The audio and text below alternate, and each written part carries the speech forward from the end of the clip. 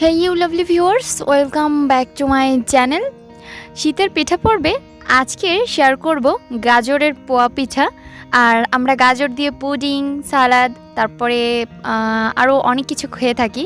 গাজরের স্যুপ, মানে গাজর বলতেই অনেক আইটেম। বাট এভাবে কি কখনো ভেবেছেন যে গাজর দিয়ে পিঠাও খাবেন?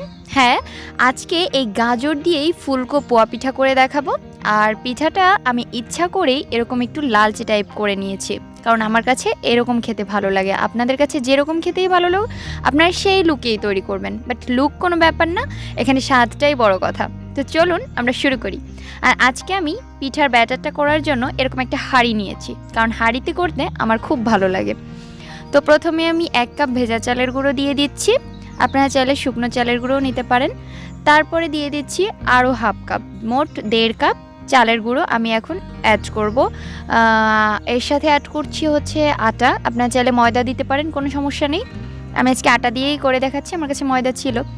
এরপরে এখানে দিচ্ছি আমি গাজরের পিউরি, মানে গাজরকে আগে থেকে সিদ্ধ করে তারপরে ব্লেন্ড করে রেখেছিলাম, তো ওটাকেই আর কি পিউরি বললাম। তো এখানে আমি সেটাও 1 কাপ পরিমাণে দিয়েছি। আর এরপরে হাফ কাপ দিলাম ফ্রেশ নারকেল কোড়া। আর এরপরে কিছুটা লবণ দিয়ে দিচ্ছি, সেটা হচ্ছে আপনার 2 টেবিল স্পুন। আর 2 টেবিল স্পুন লবণের পরে আমি হাফ কাপ চিনি অ্যাড করে দিচ্ছি। চিনি অ্যাড করে আমি এখন এখানে কুসুম গরম পানি দিয়ে আস্তে আস্তে এটাকে খুব স্মুথ একটা ব্যাটার করে নিব। আর অবশ্যই ব্যাটারটা ঘনও না পাতলাও না, এরকম হতে হবে। তো এরপরে আমি একটা উইস্ক দিয়ে সুন্দর করে একটু নেড়ে চেড়ে নিচ্ছি, যাতে করে আপনার যে ব্যাটারটা এটা দলা পেকে না থাকে বা লাম্পস ক্রিয়েট না করে। এজন্য একটা উইস্ক দিয়ে করছি। আপনারা চাইলে অন্য যে কোনো হাতা দিয়ে বা চামচ দিয়ে করতে পারেন। তবে আমি বলবো এরকম একটা হাঁড়ি সিস্টেমের একটা পাত্র নিলে এটা না করতে খুব ভালো হয়, কারণ যখন হ্যান্ড উইস্ক দিয়ে এরকম বারবার বিট করা হয়।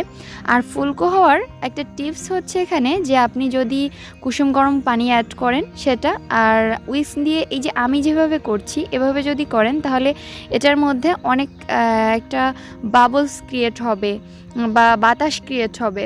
তো এরপরে আপনার যে ব্যাটারটা এটা কিন্তু ফুলতে সাহায্য করবে। তো এখন একদমই রেডি। তো আমি এটাকে রেস্টে রেখে দিব 1.5 ঘন্টার জন্য। আর 1.5 ঘন্টা পর আমি কড়াইতে তেল গরম করে নিয়েছি। আর এরপরে আমি কিছুটা ব্যাটার দিয়ে দিচ্ছি। তো এখনই বলে রাখছি, যারা এখনও আমার চ্যানেলটিকে সাবস্ক্রাইব করেনি প্লিজ সাবস্ক্রাইব করবেন, আর যারা করেছেন তাদেরকে অসংখ্য অসংখ্য ধন্যবাদ। অবশ্যই আমার ভিডিওতে ডিসক্রিপশন বক্সটা ফলো করবেন, ওখানে আমি আমার ফেসবুক গ্রুপ আর পেজের লিঙ্ক দিয়ে থাকি, চাইলে ওখানে জয়েন হয়ে নিতে পারেন। আর আমার ভিডিওতে বলা যে কোনো কথা স্কিপ হয়ে গেলে আমি ওখানে লিখে রাখি। তো এখন আমি এই টিপসগুলো আপনাদের দিব যে এখানে কুসুম গরম পানি অ্যাড করবেন, আর অবশ্যই গরম তেলে ফুলকো পিঠা পাবেন, মানে গরম তেলের উপরেই পিঠাটা ব্যাটারটা ছাড়বেন। এই 2-3টা টিপস ফলো করলে আপনারও কিন্তু খুব ফুলকো পিঠা হবে। তো আমি একে একে করে সবগুলো ভেজে নিচ্ছি। আর আমার এখানে ভাজা হয়ে গিয়েছে, এখন আমি একটু সার্ভ করে দেখিয়ে দিচ্ছি যেটা ঠিক কেমন হয়েছে। তো আজ এ পর্যন্তই, সবাই ভালো থাকবেন। আর অবশ্যই আমার চ্যানেলটিকে সাবস্ক্রাইব করবেন। আপনাদের মূল্যবান মতামত আমাকে কমেন্ট বক্সে লিখে জানাবেন। আর পিঠার ব্যাটারটা কিন্তু স্মুথলি তৈরি না করলে আপনাদের পিঠা কখনোই ফুলবে না। আর গাজর দিলে ফুলবে না এটা ওটা, এগুলো কিন্তু ব্যাকডেটেড ধারণা।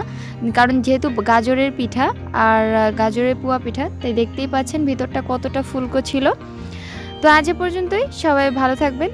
আমার ছেলের জন্য দোয়া করবেন, আমার চ্যানেলটিকে সাবস্ক্রাইব করবেন। কথা হবে অন্য কোনো এপিসোডে অন্য কোনো খাবারের সাথে। আল্লাহ হাফেজ।